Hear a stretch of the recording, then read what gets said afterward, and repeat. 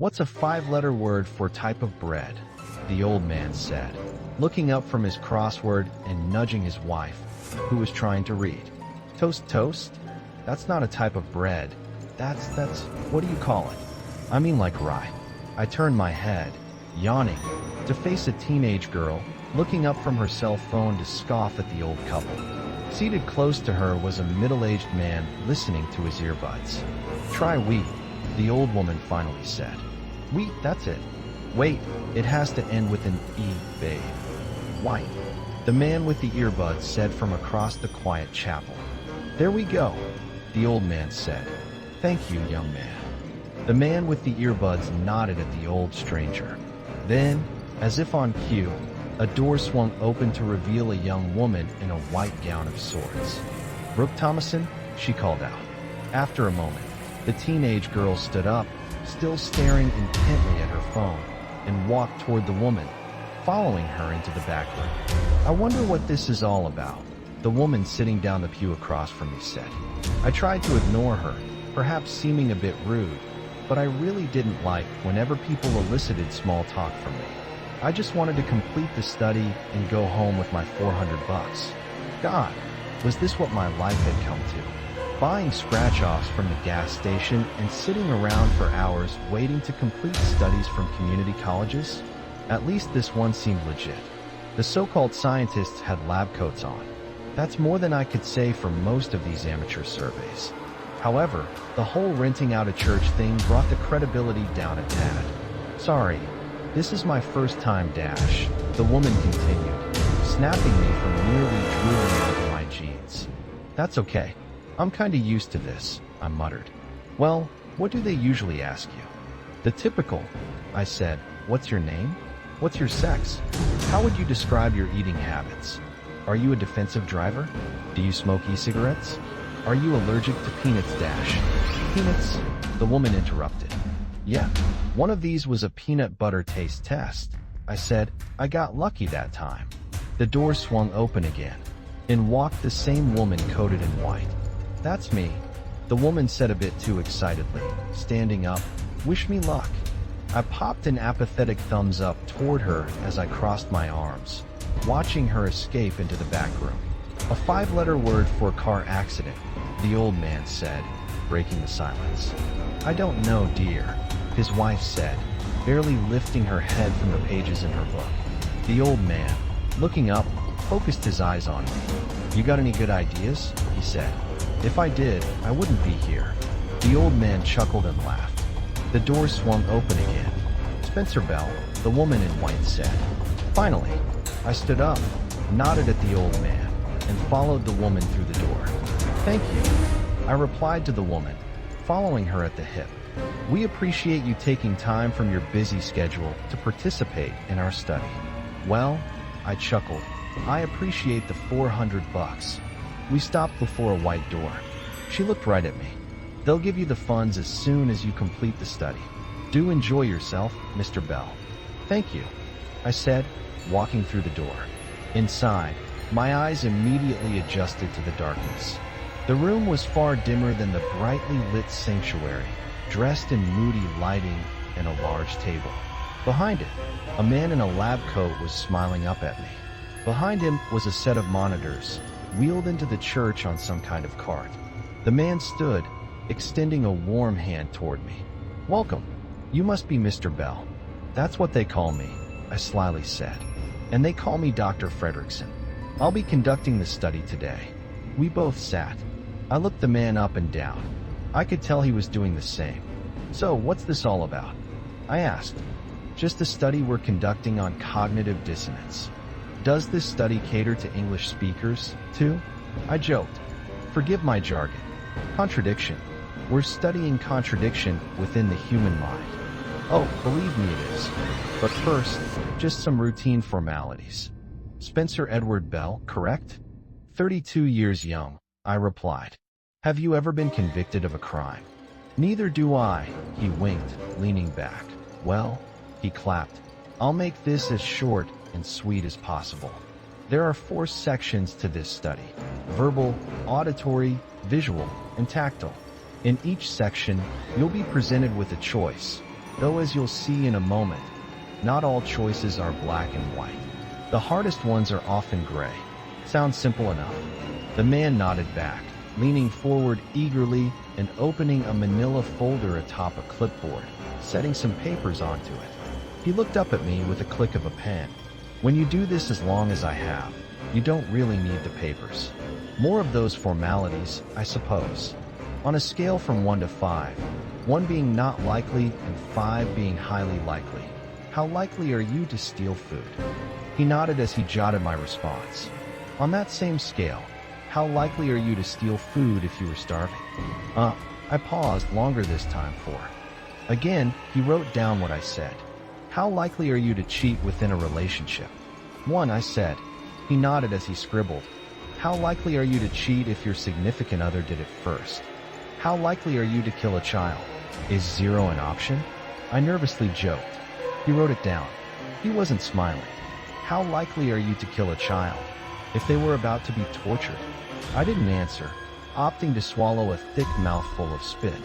What kind of question is that? Just a formality. 1 to 5, Mr. Bell. I don't want to answer that one. They never do, he whispered under his breath, sliding a tape player along the table. That's fine, he said. We'll move on to the auditory test. That was it. I asked. That was all the questions. There are more, but if you can't answer that one, you won't answer any of the others. He rewound the tape and hovered his finger above the play button. For this section, you'll be listening to a song and giving your feedback.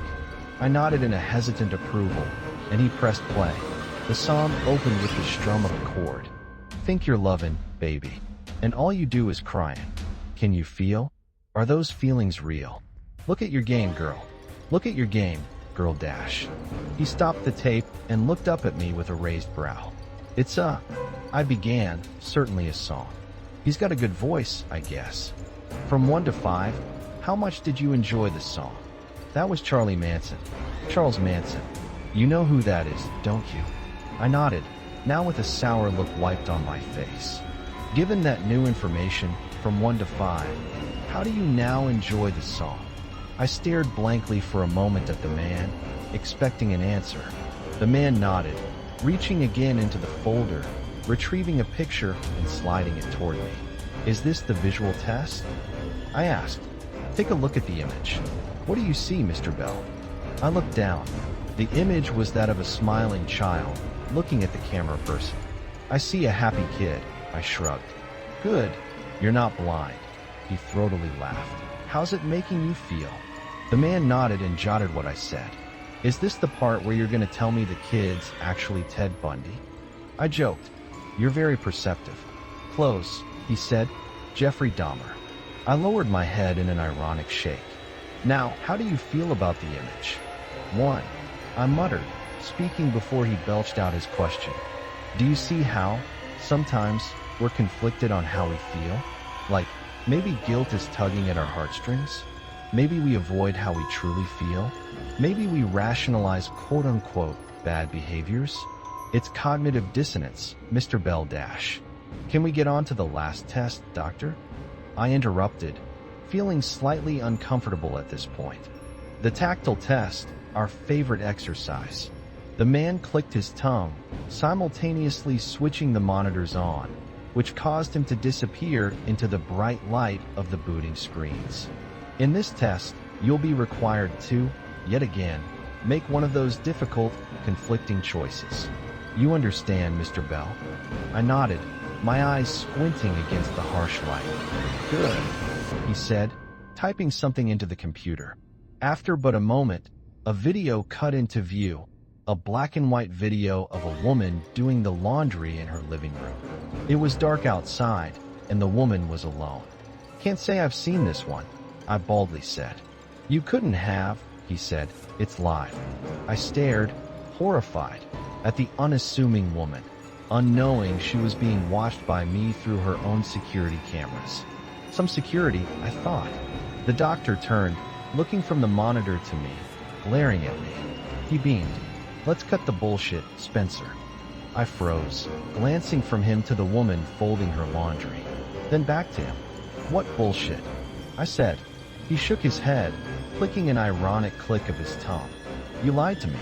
We both know you should have been arrested. You sure do have some powerful friends, don't you? He narrowly smiled. We do too, he whispered. I leaned toward him, my face completely cast in the bright light of the monitors, bound by the shadowy room. Talking about, he stopped me. Don't worry, I'm not a cop, unlike your little dishonest friend in the force. Then, I slowly said, who are you? He must have leaned inches from my face, forcing me to see my own reflection within his glasses. Someone who understands, he admitted, leaning back. If it were my sister, I'd have done the same thing. I sat stilly, trying to read his ever-changing face. How do you know about that? Was all I could manage to say. Morgan Bell. He spoke, a name I thought about every day, but never heard. She was your sister, correct? Yeah, I'd have done the same as you, he said. Too bad you never found out who hit her. My muscles tightened as he spoke, my face melting into a scowl. Thankfully, we did, he slyly said, gesturing toward the screens behind him. My eyes pressed against the screens. I was silent, studying the woman as she went about her nightly routine. Her, I spattered, pointing toward the black and white woman. He nodded. Yep, and we didn't need to slug a cop to find her. Nope, it's baffling. The things people text to their friends in a drunken stupor. We were stunned the police never caught on. Or maybe it was just their protocols. We have no boundaries, you see. She's the one that killed Morgan? I loudly shouted at the monitors, my voice echoing through the room. Yes, Spencer, he nodded, turning to watch along. That's the one. I shook my head in disbelief, bombarded by 100 memories I didn't want. I began to cry. The doctor leaned forward, handing me a handkerchief. I blew my nose into it as I tried to rub the red off my face. Don't be, he calmly said. Are you ready for that final choice? No, I joked, trying to cheer myself, wiping my face. That's my final choice. The doctor shook his head, interlocking his fingers with crumpled brows. He raised them. Should she live, he asked. I blankly watched his expression, somewhat contorting into a confident grin of malice, trying to read me before I could read him again. What? I spoke from my churning stomach. You heard me. Should she live? I stirred my head, not truly grasping the question presented before me. Typically, the more options a person has makes their answer all the more tricky, the doctor spoke. Choosing between 31 flavors is a lot more difficult than chocolate, vanilla, or strawberry. He adjusted himself, never losing me in his line of sight. This should be an easy question, but we've found, for most people, it's often the hardest. We know, deep down, that you really want her dead, but there's something within you that tells you that desire is wrong, be it the so-called conscience, religious upbringing, societal norms, and the like. He rested his folded arms on the table. Cognitive dissonance, like I said, those pesky decisions, sorting the good from the bad. Is that what you're studying? I asked the silhouetted man. Trying to weed out the bad people? He wagged his head low to the table, his glasses nearly slipping off. Who are those bad people, Spencer? He rhetorically asked. Does it make you a bad person to want justice for your dead sister? The doctor sat up, eyeing me. Who decides? I sputtered. Don't know. Do you think everyone else is a good person? I shook my head. I knew that answer. Then why does a little red on your hand scare you so much? Do you think Mr. Whitebread out there is holier than thou just because he does some bullshit crossword puzzle? The doctor smiled with a faint laugh. Good. Then why are you letting him dictate your choices? Of course you are, he said. You were so gung-ho about killing your sister's murderer. What's stopping you now? I clamped my eyes on the doctor and the screens. I talked to some people about it. I cleared my throat. Taking revenge is wrong. Is that what they told you? The doctor disappointedly said with a click. See, you are letting them dictate your choices. I opened my eyes, letting them focus on the ignorant woman who had taken my sister's life, letting them fill with salty tears. I then felt the handkerchief's soft touch press against my knuckles, which were buried onto the table now. "You seem very conflicted, Spencer," the doctor calmly said. "What if I told you that no one would ever know about which choice you make tonight? It'll be our little secret." I lowered my eyes to his, pushing through the tears to see him clearly. He smiled at me as if winking with his face. I raised my eyes, adjusting them to the monitors, watching the happy-go-lucky woman slide under her cozy sheets, flicking the bedroom light off. It appeared that she was going to be getting a good night's rest, something I hadn't had since the accident she caused. I looked down at the doctor, firmly, flushed with heat across my body. The doctor smiled as if he had broken through to me. He reached down, pulling out a small, black walkie-talkie and speaking some jargon into it. Before long, I saw what choice I had made. There was a van, pulling up to the house on one of the cameras behind him. The doctor spun in his chair to face the monitors as the rear door slid open, a group of men hopping out and slinking through the grass on raised bed. They went out of view of the first camera for a moment before appearing on another. They were inside this time, where the woman had done her laundry earlier. The light from the kitchen area poured into the dark bedroom as a few of the masked assailants snuck inside. One of them turned to face the camera, dark eyes peering through an even darker mask, stark and drizzled with various shades of the same color, probably red. Then the doctor's radio beeped. He picked up, listening silently before turning to me. "Would you like to watch?" he calmly asked.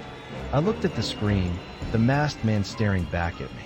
I hesitantly shook my head, suppressing my passionately beating heart. Part of me wanted to watch her suffer. Part of me was glad he shut the camera feed off. After a few silent moments, the kitchen camera finally revealed the men dragging the woman's lifeless body across the floor, followed by a trail of dark gray set against the light tile. It didn't take long until her body was loaded into the van, which sped down the foggy road, leaving an empty house behind. The doctor before me nodded contently, turning to face me again with a smile. "And that's it," the doctor said, retrieving an envelope from the bound-up papers on his clipboard and nudging it toward me. "You'll find your $400 inside." "It really was a pleasure speaking with you, Mr. Bell," he politely nodded. "Thank you for participating in our study." I stood, dizzied, as I nodded toward the doctor. My face couldn't hide my aversion to his smile. He noticed and leaned forward with the sound of his clipboard clacking against the table. "I need not tell you what happens if you disclose anything you've seen or heard during our time together," he said with a stern leer and a suggestive nod.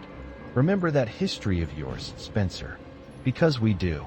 I slowly returned his nod, sputtering a half-hearted thank you as I exited the room. The rest of the church was empty as I stepped past the hushed pews, glancing from side to side to make sure no one was following me. No one was, but I could still feel eyes all over me. In that church, in my car, in my apartment, in my bed. Maybe it's what the doctor had said. Maybe those eyes really do dictate my life. Or maybe I just feel guilty. Then again, we're all guilty of something. I know that now. Sometimes I fear that guilty conscience will get the better of me. I hear the hum of vehicles outside of my house, the pattering of footsteps across my lawn. Most of the time it's just kids or an overactive imagination. But then again, I know there's blood on my hands. And I'm sure one of these days another conflicted soul like mine will finally make their choice, too. Written by Mac Ralston. Content is available under CC by SA.